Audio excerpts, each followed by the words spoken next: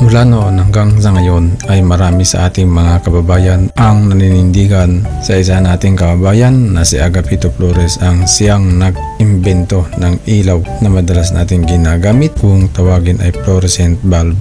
Dahil sa sinag nito na puti ay wari bagay nagbibigay pag-asa sa binibigay na liwanag nito. Sino ba naman sa atin ang hindi bibilib at matutuwa kapag isa nating kababayan ang binibigyang pugay dahil sa ambag niyang karunungan o di kaya'y mapapabilang sa mga sikat at tanyag na scientist sa buong mundo? Sino nga ba si Agapito Flores? Totoo nga ba siya ang nag-imbento ng fluorescent bulb at kaya dito isunod ang pangalan niyang ilaw dahil sa kanyang apelyido? Si Agapito Flores ay sinilang sa Guiguinto, Bulacan noong Setyembre 28, 1897. Bilang isang binata, nagtrabaho siya bilang isang apprentice sa isang machine shop. Lumipat siya sa Tondo, Manila kung saan nagsanay siya sa isang vocational school para maging electrician ayon sa mito na nakapaligid sa kanyang inaakalang pag-imbento ng fluorescent lamp. Pinagkalooban umano si Flores ng Prince patent para sa fluorescent bulb at pagkatapos ay binili ng General Electric Company ang mga karapatan ng patent na iyon at gumawa ng bersyon ng kanyang fluorescent bulb. Ito ay isang kwento kung saan ito napupunta, gayunpaman binabaliwala nito ang katotohanan na si Flores ay pinanganak 40 taon pagkatapos ng unang tuklasin ni Becquerel ang kababalagan ng fluorescence at 4 na taong gulang lamang ng patente ni Hewitt ang kanyang mercury vapor lamp.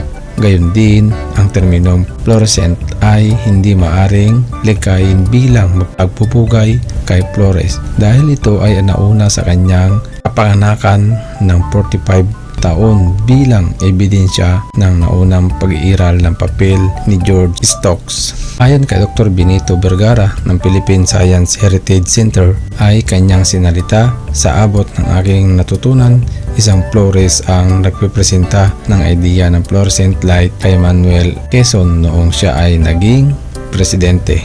Gayunpaman, nagpatuloy si Dr. Vergara sa paglilinaw na noong panahong iyon ipinakita na ng General Electric Company ang fluorescent light sa publiko. Ang huling take-away sa kwento ay na habang si Agapito Flores ay maaring hindi kinalugad ang mga praktikal na aplikasyon ng fluorescence, hindi niya binibigyan ng pangalan ang kabalagan o inimbento ang lampara na ginagamit ito bilang pang-ilaw. Ngayon, sa kapatiran ng lahat, sino nga ba ang totoong nag-imbento ng ilaw na ito? Samahan ninyo ako at ating alamin. Si Edmund Germer ay pinanganak noong Agosto 24, 1901 sa Berlin, Germany. Ay isang Aleman na imbintor na kinilala bilang ama ng fluorescent lamp. Nakakuha siya ng doctorate mula sa pamantasan ng Berlin sa lighting technology. Nag-apply siya para sa isang patent para sa isang fluorescent lamp kasama sina Friedrich Meyer at Hans G. Spanner noong December 1926 na humantong sa US patent 2,182,732. Ang patent ay kalaunan ay binili ng General Electric Company na naglisensya din sa kanyang patent na high pressure mercury vapor lamp. Ang idea ng patong sa tubo ng isang arc lamp na naglalabas ng ultraviolet ng fluorescing powder upang ibahin ang UV sa nakikitang liwanag ay humantong sa pagsasakatuparan ng mga naglalabas ng arc discharge na may parang multo na kalidad na nakipagkompetensya sa mga incandescent emitters.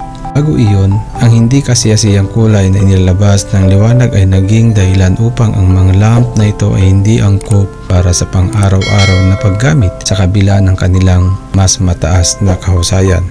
Nagtatag siya ng isang kumpanya na nagtrabaho sa pagbuo ng mga inert gas glowing cathode rectifier at pagkatapos noong 1930s ay nagtrabaho bilang isang independenteng inventor para sa mga kumpanya tulad ng Osram at Philips. Pagkatapos ng ikalawang digmaang pandaigdig, nanyayahan siya ng Engelhard Industries Newark upang ipagpatuloy ang kanyang pananaliksik.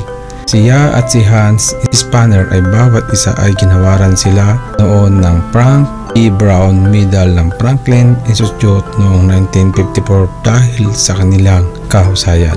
Maraming salamat. Paalam.